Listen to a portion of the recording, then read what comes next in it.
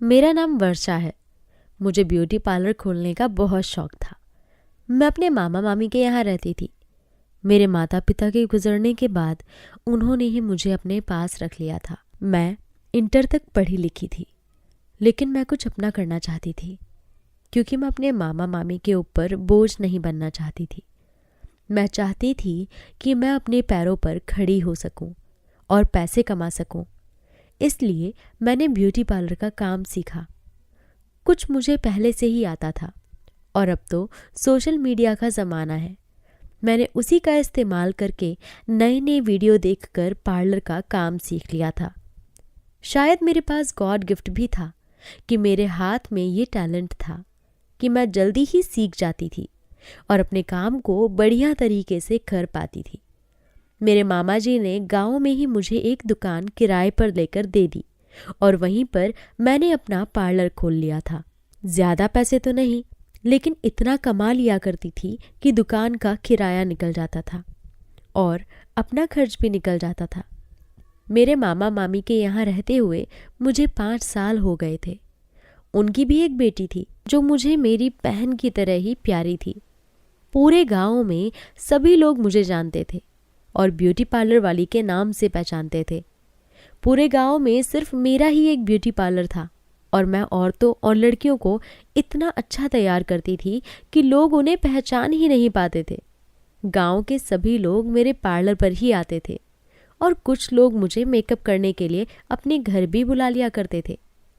ये काम भी मुझे बुरा नहीं लगता था, क्योंकि मेरा खर्च आराम से निकल रहा था। इस गांव के लोगों की वजह से मेरा अच्छा खासा गुजर बसर हो रहा था।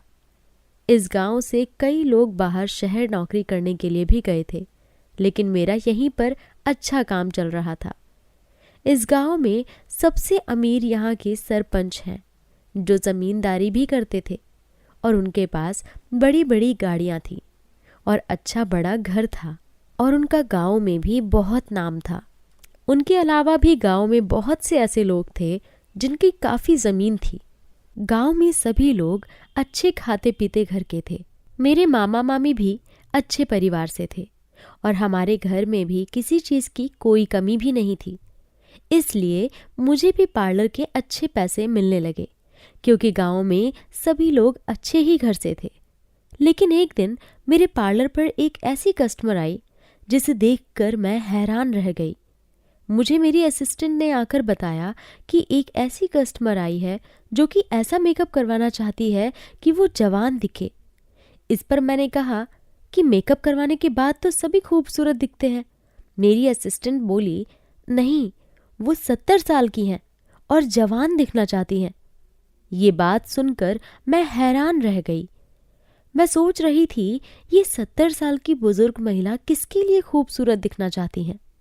जब मैंने बाहर आकर देखा तो मैं हैरान रह गई। वो सच में एक बुजुर्ग महिला थी, लेकिन उसे क्यों इतना सुंदर दिखना था? मेरी असिस्टेंट के चेहरे पर मुस्कुराहट थी और वो कह रही थी कि ये बात तो वो बुढ़िया ही बता सकती हैं। ये खूबसूरत और जवान दिखना चाहती हैं।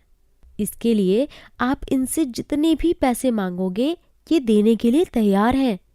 ये बात सुनकर अब मुझे इस बात में और भी ज्यादा दिलचस्पी आने लगी थी।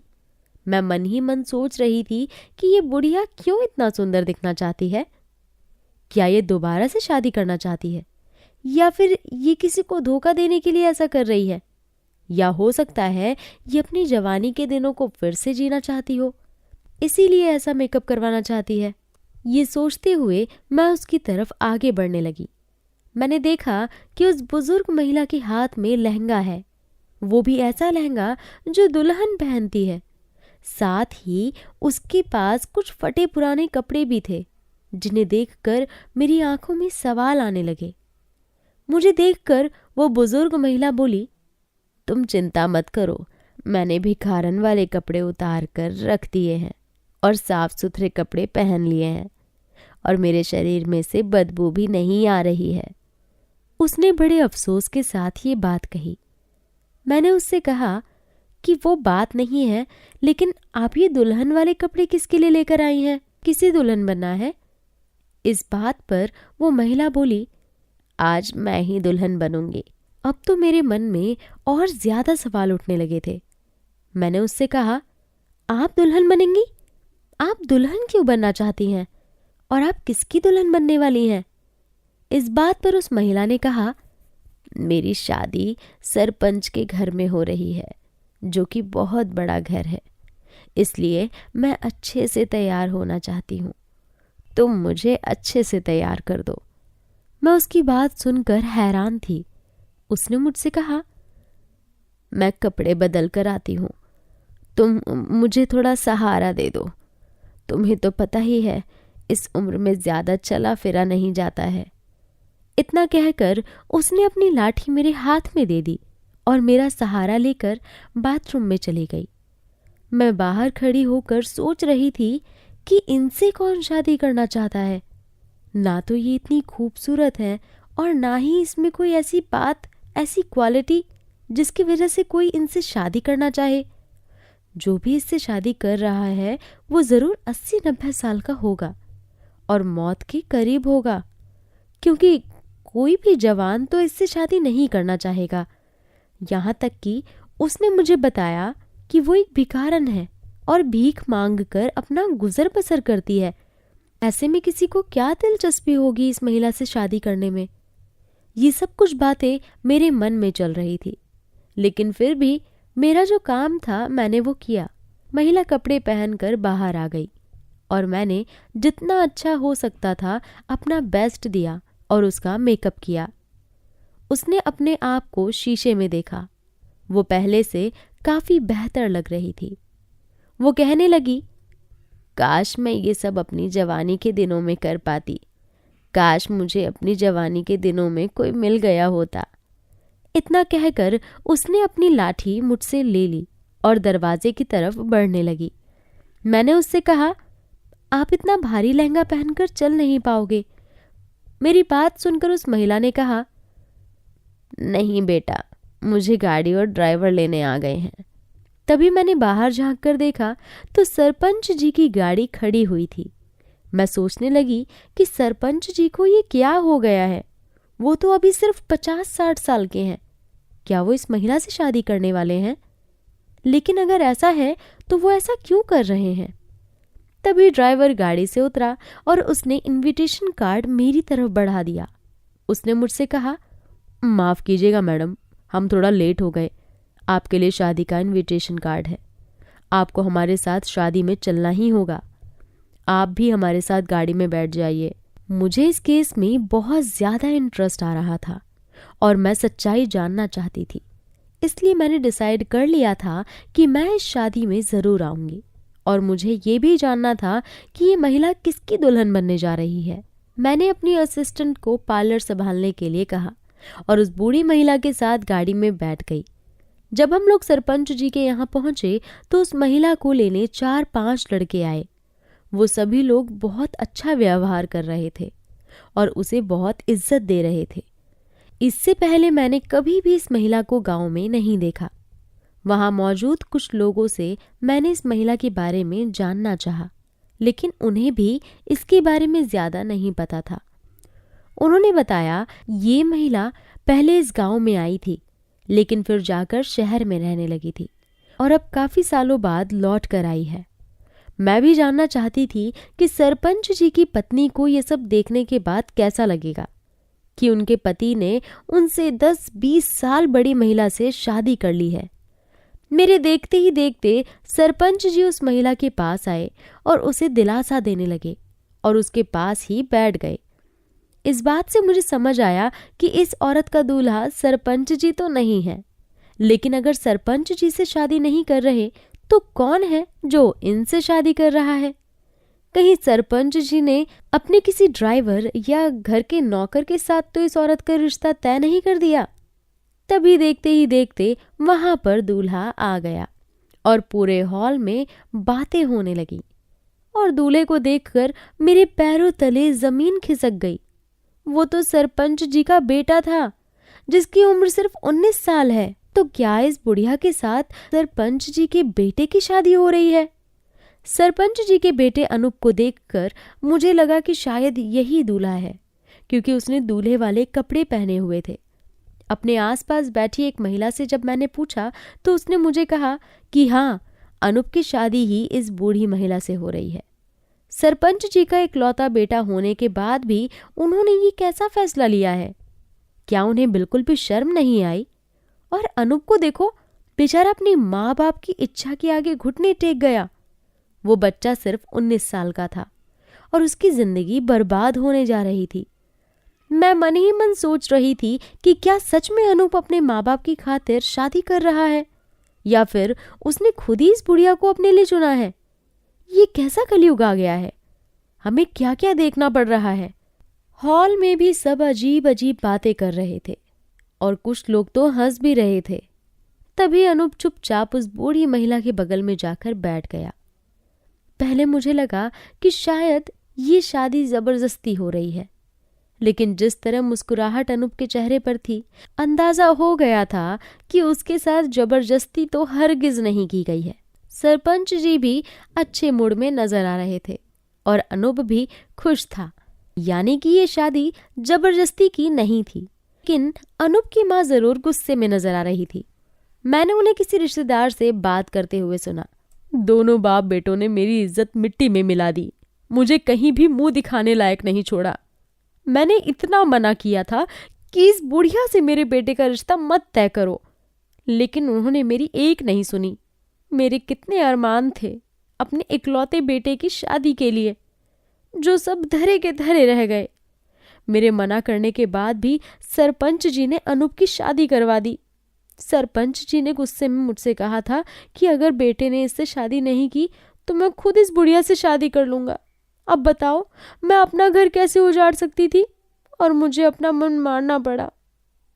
मुझे ये औरत बहुत बड़ी फ्रॉड लग रही थी और उसके चेहरे को देखकर भी मुझे ऐसा ही लग रहा था कि ये बहुत इंटेलिजेंट है।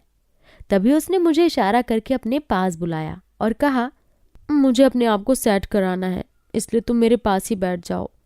उसका कॉन्फिडेंस देखकर मैं सोच रही थी कि औरत सिर्फ अपने आप को खूबसूरत दिखाना चाहती है। लोग इसके बारे में क्या क्या बातें कर रहे हैं और हंस रहे हैं, इस बात से इसको कोई फर्क नहीं पड़ता। इसके बाद लोग खाना खाने जाने लगे, लेकिन उस औरत ने मुझे अपने पास से हिलने भी नहीं दिया और मुझे कहा, तुम यहीं बैठो, मुझे तुमसे कुछ बात करनी है। वो औरत मुझे बार बार कुछ कहना चाहती थी, लेकिन बोलते बोलते रुक जाती। जैसे ही लोग इधर उधर हुए, उसने मेरे कान में कहा, तुम आज रात को मेरे साथ मेरे कमरे में ही रुक जाना और कुछ दिन मेरे साथ इसी घर में रह जाना। इस काम के मैं तुम्हें अच्छे खासे पैसे दे दूंगी। तुम्हें तो पता ही है मेरी उम्र हो चली है और मैं ज़्यादा मेकअप नहीं करना जानती हूँ। मैंने तो जिंदगी भर भीख मांग कर ही अपने बच्चों का पेट पाला है। अगर तुम मेरी मदद करोगी तो मैं तुम्हें इतने पैसे दूंगी जितना तुम अपने पार्लर से भी कभी नहीं कमा पाओगी। मुझे पता है गांव की औरतें तुम्हें ज़्यादा से ज़्यादा 500 रुपये दे देती होंगी, लेकिन मैं तुम्हें इस काम की अच्छी कीमत दूंगी।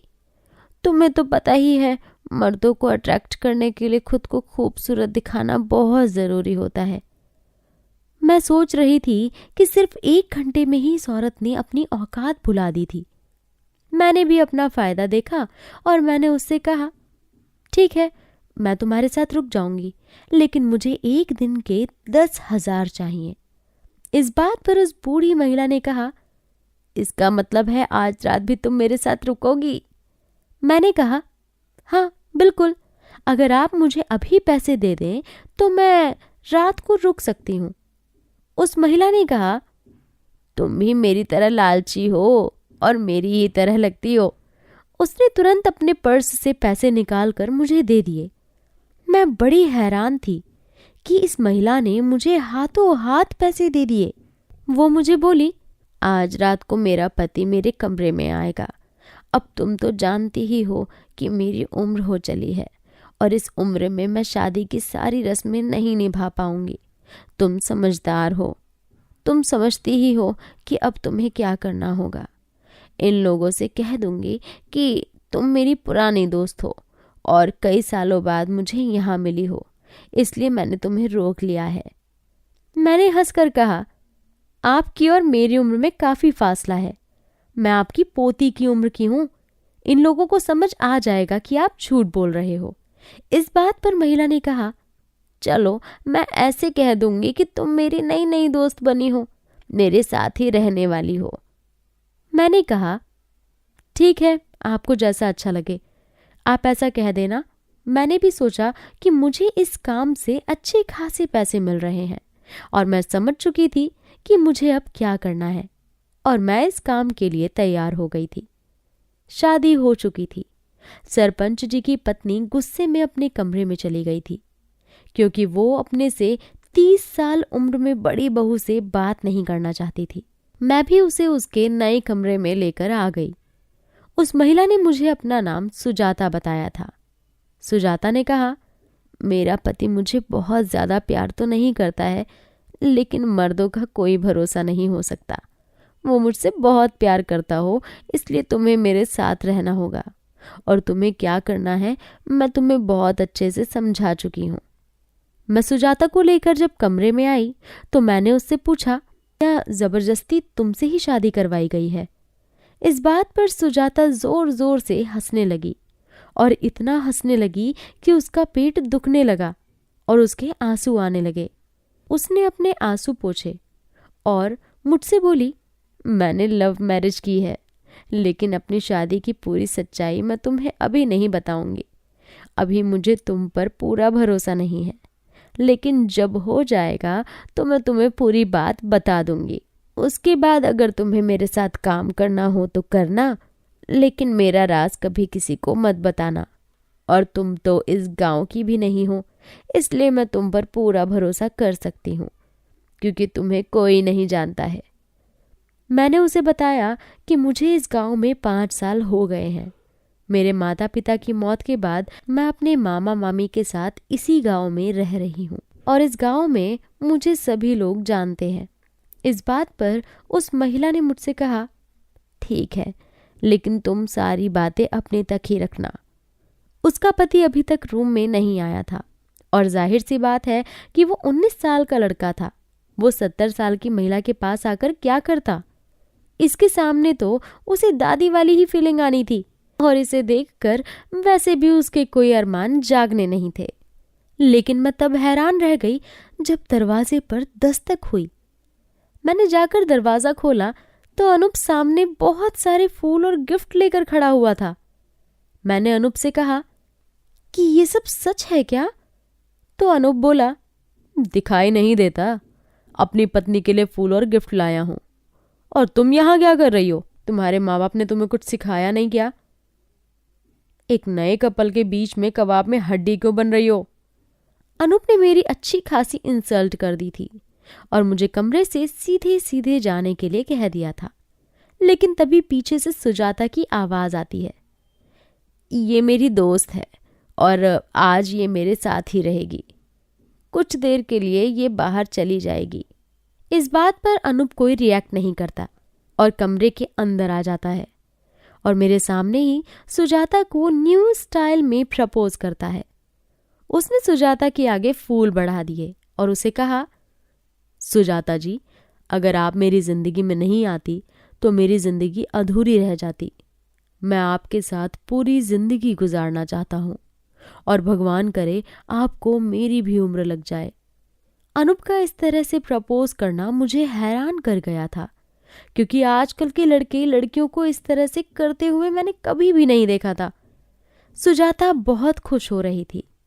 अनूप ने कहा, मैं आपके साथ आज अच्छा टाइम स्पेंड करना चाहता हूँ। लेकिन सुजाता ने उसे कहा, मैं कल रात से तुम्हारे साथ टाइम स्पेंड करूंगी। आज मेरी फ्रेंड यहाँ है जिससे मैं बहुत टाइम बाद मिली हूँ और मेरे लिए ये माहौल भी नया है, इसलिए मुझे इसमें ढलने में थोड़ा समय लगेगा। अनूप कमरे से बाहर चला गया था, जिसके बाद सुजाता ने मुझसे एक बैग मंगवाया और उसे खोलने के लिए कहा। सुजाता कहने लगी, मेरे सारे जेवर इसमें डाल दो। इस बात पर मैंने उससे कहा, क्या तुम्हें सब जेवर की चोरी करके भागना चाहती हो? तो सुजाता बोली, तो तुम्हें क्या मैं बेवकूफ नजर आती हूँ? ये सारे जेवर मेरे हैं, मैं अपने साथ लेकर आई थी और कुछ जेवरात इन लोगों ने भी मुझे दिए हैं। तुम्हें क्या लगता है अनूप ने मुझसे शादी क्यों की है? मैंने उससे कहा कि नहीं, मुझे कुछ नहीं पता है। इस बात पर उसने मुझसे कहा, ये जितने भी जेवर हैं इसमें से जितना तुम रखना चाहती हो रख लो, लेकिन तुम्हें मेरा साथ देना होगा। मैं बहुत साल पहले भी इस गांव में आई थी, सिर्फ कुछ दिन रहने के लिए। उसके बाद मैं शहर जाकर रहने लगी थी। मैं गांव वालों को ज़्यादा नहीं जानती हूँ और तुम भी इस गांव की नई हो। तुम भी यहाँ पैसे कमाने ही आई हो। मैं तुम्हें पूरे 50 लाख रुपए दूंगी, लेकिन बस तुम्हें मेरा साथ देना होगा। मैं तुम्हें समझा चुकी हूँ कि तुम्हें क्या करना है।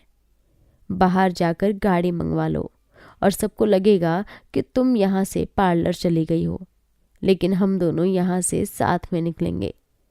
ये बात सुनकर मुझे थोड़ा डर भी लग रहा था, लेकिन उस औरत ने मुझे कहा, ये सिर्फ नाम का सरपंच है, इसके पास कोई ज़्यादा ताकत नहीं है और ये तुम्हारा कुछ नहीं बिगाड़ पाएगा।